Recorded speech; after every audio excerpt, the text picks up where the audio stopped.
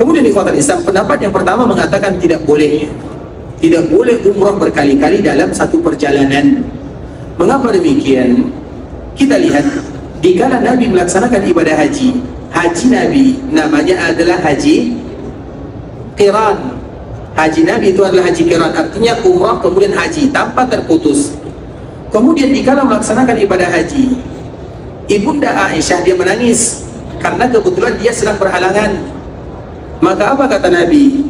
Lakukan semua yang dilakukan oleh jemaah haji kecuali jangan tawaf.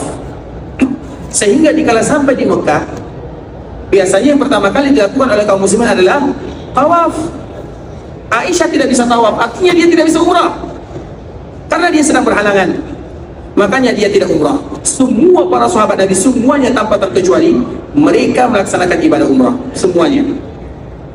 Kemudian setelah selesai melaksanakan ibadah haji dan Ibunda Aisyah suci, maka dia datang mengadu kepada Nabi, ya Rasulullah, semua orang pulang dengan membawa umrah dan haji, sedangkan saya pulang dengan membawa haji saja. Saya belum umrah karena kemarin dia sedang berhalangan. Bisa dipahami? Kemudian apa kata Nabi?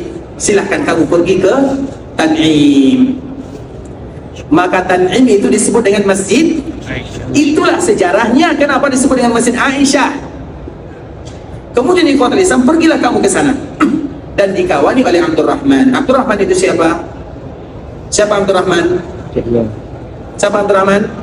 Abdurrahman anak saya. Abdurrahman banyak ya, tapi itu Abdurrahman bin Abi Bakar. Artinya saudara Aisyah radhiyallahu taala anha. Nah, dikala dikawankan oleh Abdurrahman, yang umrah hanya Aisyah. Abdurrahman umrah atau tidak? Tidak. Padahal bisa bagi dia untuk umrah atau tidak? Bisa sekali. Dan para sahabat yang lainnya tidak ada satupun di antara mereka yang umrah.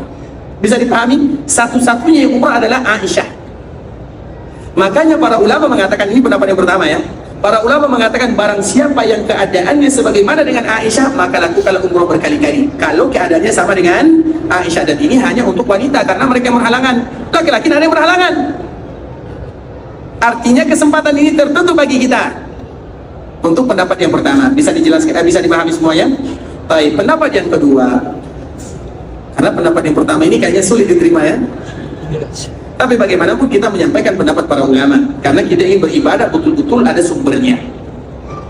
Pendapat yang kedua mengatakan boleh, tidak menjadi masalah karena Nabi mengatakan al-umratu ila al-umrah, antara satu umrah dengan umrah berikutnya. Sekarang kita umrah, besok kita umrah lagi.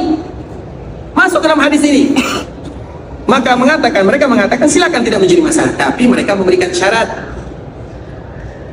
Itu ada jaraknya. Jaraknya minimal 3 hari, bukan 3 kali sehari. Bisa dipahami? Artinya umrah tunggu dulu 3 hari baru umrah lagi. Kalau biasanya orang yang berumrah berkali-kali berapa hari? 3 kali sehari. Umrah untuk ayahnya, ibunya, kakeknya, neneknya 1 hari itu bisa 5 kali. Makanya kita lihat perkataan para ulama agar kita betul-betul beribadah ala bayyinah. Bisa dipahami?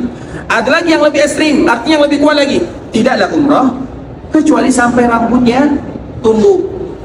Menunggu rambut tumbuh berapa minggu biasanya? 1 minggu ada?